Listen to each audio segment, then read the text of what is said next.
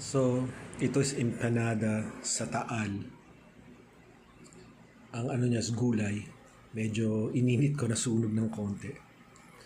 So, if you notice.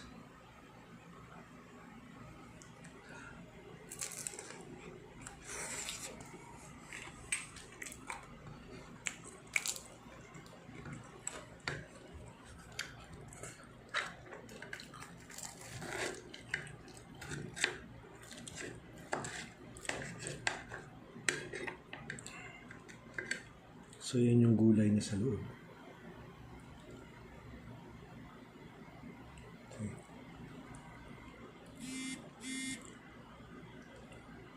Perfect. Masarap siya.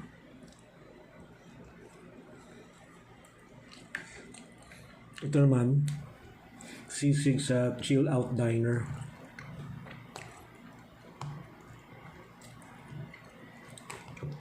Ibang klaseng sisig yung you don't need to mix eggs or whatever.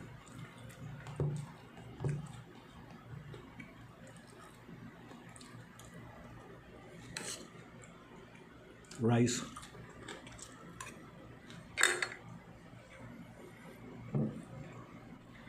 Ito Vitamilk, melon flavor. Nagagawa mo to sa ano pag meron ka mismong melon. Oh. This is my breakfast.